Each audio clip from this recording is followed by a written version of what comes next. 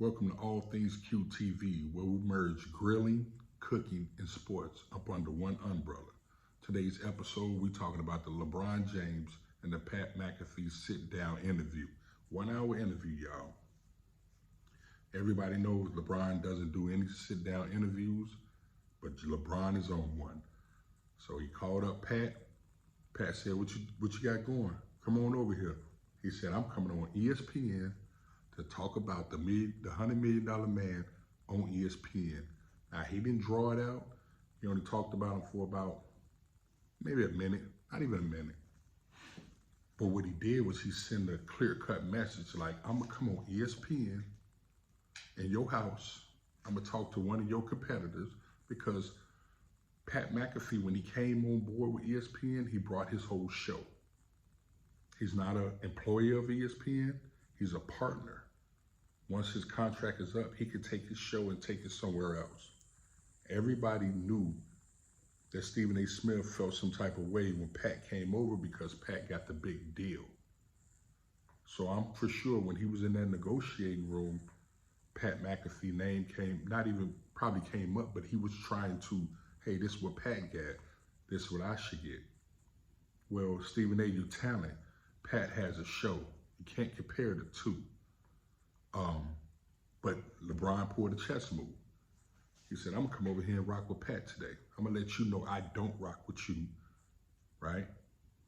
I'm gonna come over here and rock with somebody on the same network, pretty much a co-worker of yours, and I'm gonna talk about you.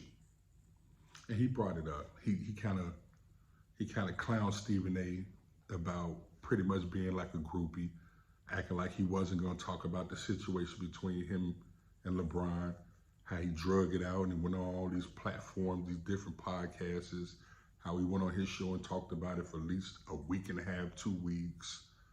And then LeBron was like, yeah, you're going to be sitting there today. I brought your name up today, so you're going to go get you some ice cream. You're going to be sitting in your tighty whities, all happy that I said your name. And Stephen A. know LeBron is right. You know, Stephen A. know this drives the algorithm, it's content, but what he doesn't know is behind the scenes, he's losing in the long run. And people say, how are you losing? Well, your reputation of who you are as a man is the only thing you have, not money. So if you watch the interview, they talk about how much respect the NBA players have for LeBron during the lockout. They only played because LeBron said, hey, we're going to play. That doesn't just apply when he's on the court. They rock with him outside of that, right? When LeBron done playing, he still has Clutch Sports, which has a lot of NBA, NFL players, and I think they get into MLB. His respect amongst his contemporaries crosses all borders. So if they see what LeBron is doing, how he don't rock with you, why do you think it's so hard for you to get anybody to come on your show? It's damn near impossible, right? So LeBron went on Pat. You can't name another time LeBron did a sit-down interview in probably the last 8-9 years. He went on Pat McAfee. It was a chess move to let Stephen A. know, like, yeah, I'm here. Yeah. I'm going to come on ESPN. I'm going to talk about you a little bit. I'm going to talk about how you treat the players in the league, how you talk about them, rather. But then I ain't going to rock with you. I ain't going to give you too much. I'm just going to give you a little bit. I knew it was something coming because Pat McAfee got Mike Tomlin to come on his show maybe around 2 months ago. Stephen A. had said some things about Mike Tomlin, like he wasn't winning. It's time for them to let Mike Tomlin go. All these things, the way he talked. And it's not what you say, it's how you say it, the energy in which you say it with. Not even 3 days later, Mike Tomlin is on Pat McAfee's show. I'm watching, I said, whoa. I said, yeah, behind the scenes, they ain't rocking with that dude. They ain't rocking with him. And Stephen A., I don't care who you are. He always said, man, I don't care. I don't care. Man, you human. You care. You care if you walk in the building And everybody that you walk past, you don't know if they like you, not like you. You don't know, you care. You care, right? You don't know if the people that call themselves liking you really like you. Like you thought you and Draymond was just the best of buds, but you're not.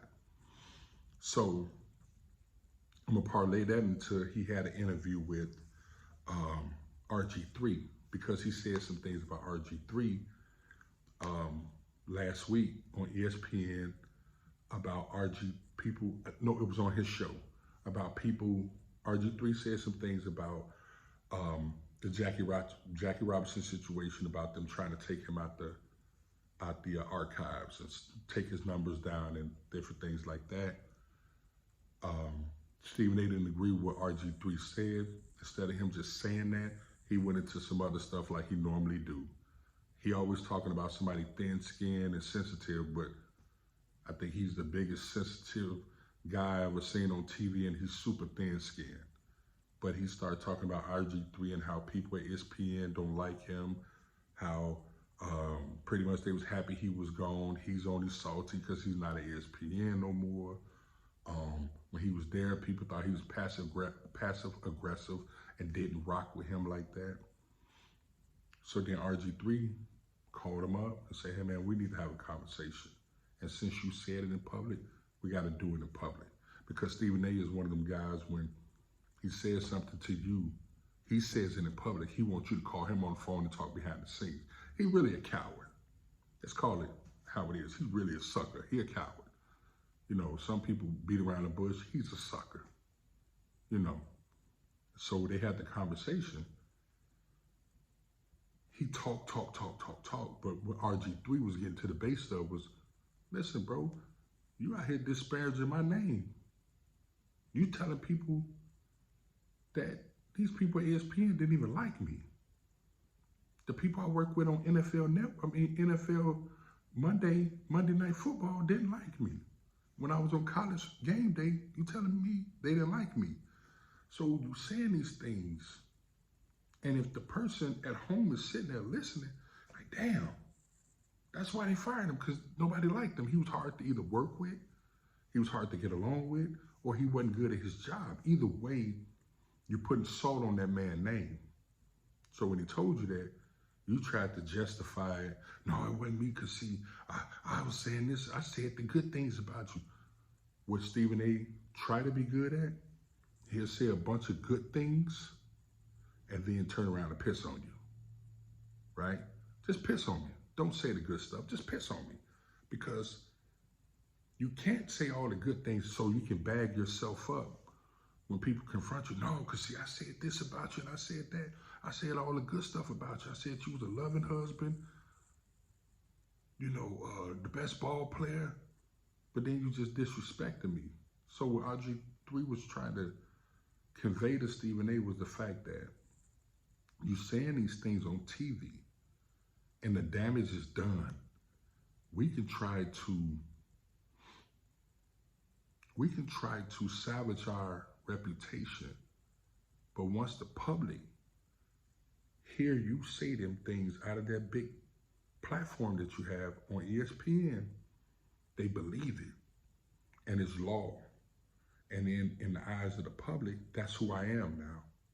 That's what Kwame was trying to tell him. Bro, you disrespected me so bad, I can't go in Walmart without somebody behind the register feeling like I'm a nobody, because you've been talking about me. I'm a bust, I'm a scrub, I can't catch, I can't do all these things. So RG3 talked about it. I think he was real smooth about it. I think he let Stephen A get too much airtime as far as talking. Stephen A want to overtalk you and out-talk you, so you won't be able to hit him with the pointers you want to hit him with. So you have to slow him down and say, hold on, let's talk about this. He diverts the conversation a lot. So I just think between RG3, LeBron James, and this is just in like 2 days, this is the last 2 days. These athletes, I think it's to the point where, bro, just stop. Like, I don't know if the money is worth it. What's a man to gain the world but lose his soul. You're losing your soul in front of the world. And in your eyes, you think it's okay. But it's not. And you know it's not. But you done went so far, you don't know how to wheel it back in.